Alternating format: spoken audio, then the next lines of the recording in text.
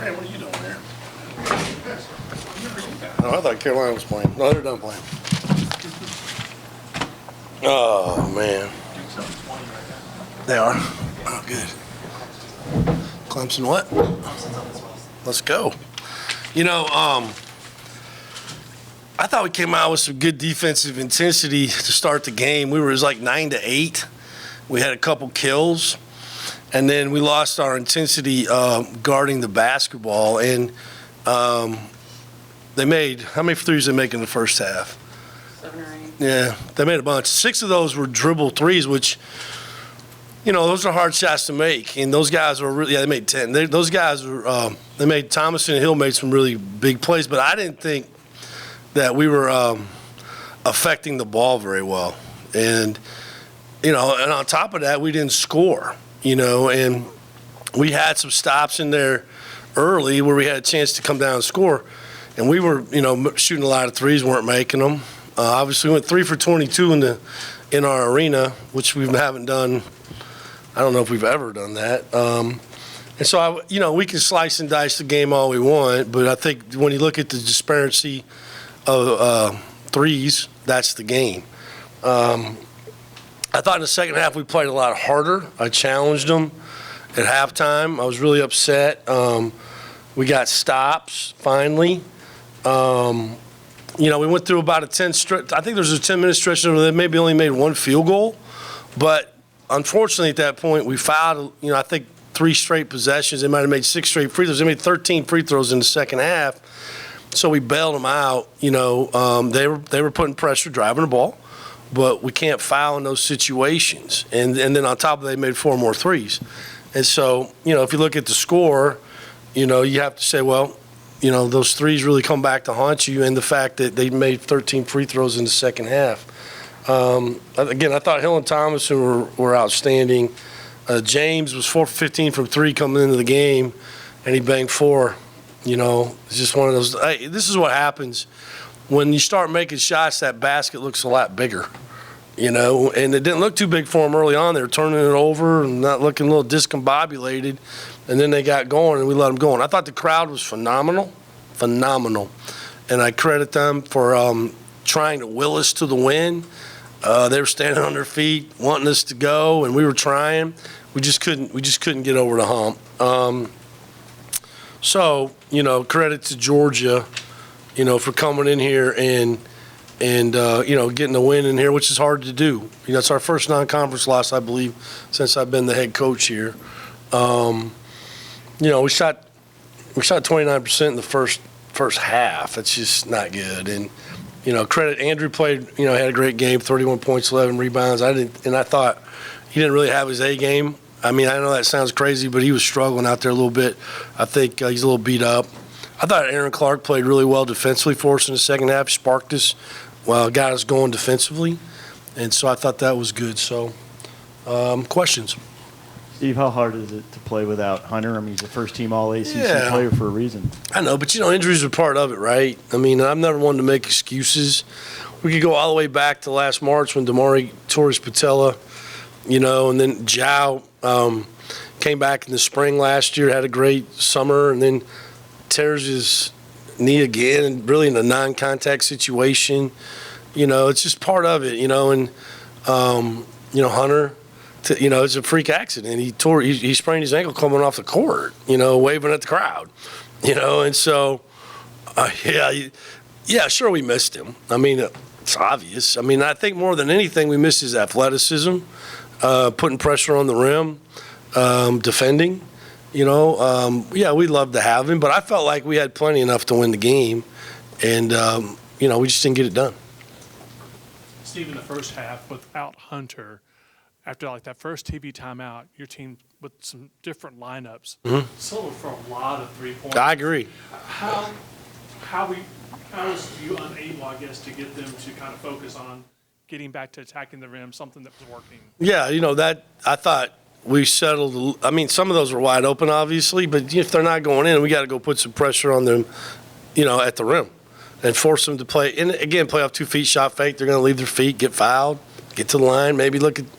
I agree, and I was on. I kept, you know, on them about Let's not settle. Let's get to the rim.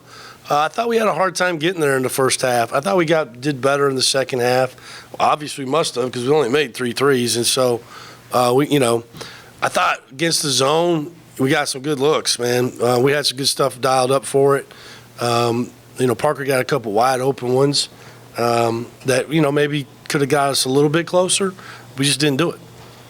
Speaking of Parker, late in the second half, I saw you doing some offense-defense substitution with Aaron, who seemed to give you some good minutes. And to substitute someone else in defensively for Parker is saying something because Parker's been giving you some good defensive minutes. Yeah, I just thought Aaron was he's a little more athletic.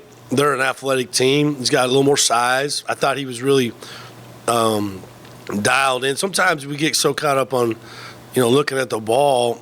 I thought Aaron did a good job off the ball, and he got a couple deflections. I just thought his defensive intensity was good, and I'm always going to, especially when they went zone. It was pretty obvious to me to go back and put Parker in the game, and again, he feels as bad as anybody. I mean, he had looks that he's going to make throughout his career. He just did it.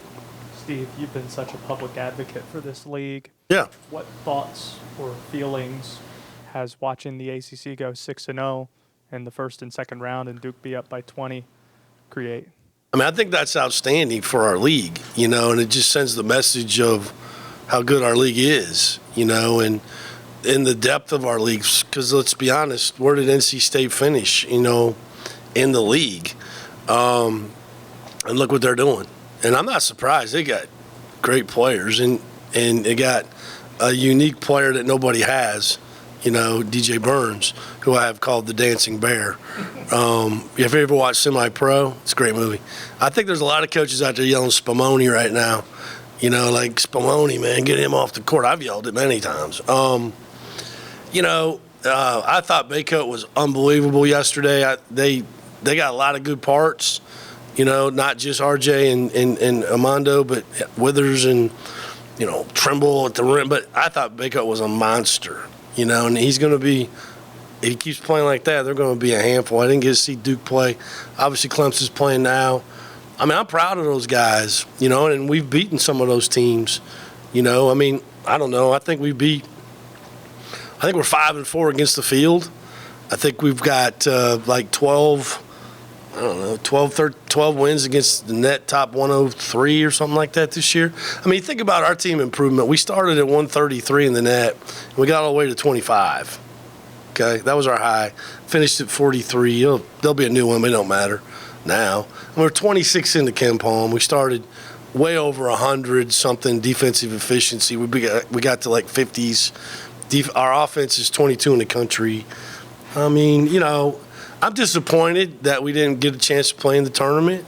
I felt like this team, and 2 years ago we had a chance to be in the tournament and win. I've had a lot of coaches tell me that, but it doesn't matter. We got to do it. Life on the bubble is no fun, and we got to get off of the bubble. I've been blessed to be in the NCAA tournament 10 times throughout my career as a head coach and assistant. I've never been on the bubble till I got here.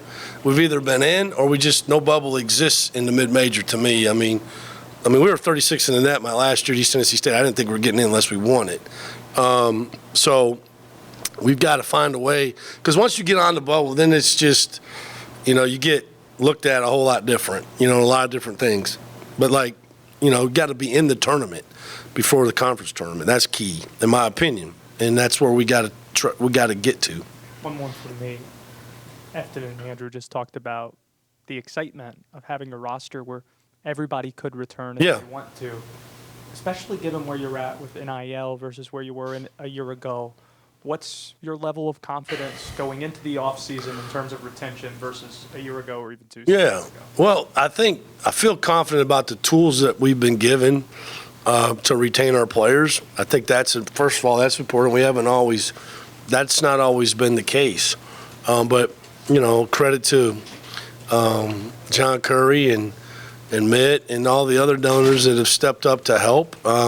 It's not going to be the number one thing for players to come here, but it's got to be it's got to be part of the decision. So I feel confident about that. I don't know. I mean, I don't like sitting here telling you one thing and something else happens, as far as what player may or may not come back. I think those conversations will happen, this week. I think we all need to understand what that process is, though. The first thing is, for several of them, they'll want me to send in an NBA draft evaluation, okay? You can't send in a draft evaluation until after your last game. And so I can't do that until tomorrow. And then that takes 10 to 14 days to get back. And what that does, it tells you, and it's a private thing, it's a panel of GM scouts that give you an idea of where you're at in the draft. And it's either lottery, kind of early first round, late first round, early second, late second, or undrafted. And there's percentages, right?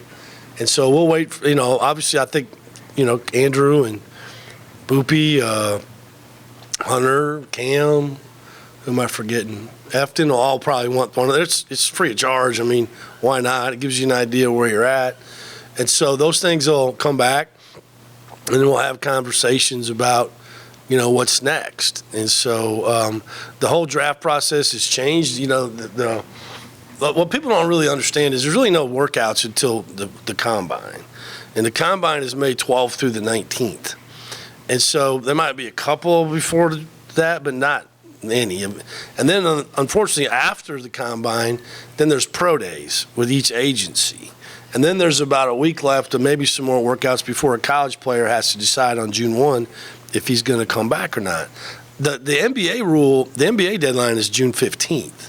I think it should be June 15th for college players because I think they should be able to get the best information they can get before they have to make this decision, right? I don't know if they have enough by June 1. I mean, Jake's was tough because I wasn't getting the feedback that he was a first-round pick. Like, he was close. But he played his way into 19. Good for him. Bobby was a different story. Hunter, I don't know what his will be or any of the other ones. And so it's a hard process for a college coach. But I'm happy for them if they can do it. And so with the transfer portal being as it is and guys being able to transfer, I don't know why June 1 has to be a hard stop for that now. I would say we should go to the NBA rule. And I think the transfer portal should not be open until after the Final Four. I just don't. It's too much. So, that's something that we can control. It's just my opinion. And I think it only needs to be open about 30 days. I mean, they know if they're leaving or not. Come on. And then all the job changes can kind of happen too. And so everybody's kind of settled in on a new job and not kind of worried about who's coaching. So that's just my opinion, and those are things we'll have to discuss moving forward. You mentioned earlier the NCAA tournament, and that obviously being a goal to get toward. When you look back at this season specifically, and I asked Andrew and Efton the same question, one of the things they brought up was mental toughness. Yeah. Some of the lessons that you can take away from this team going forward.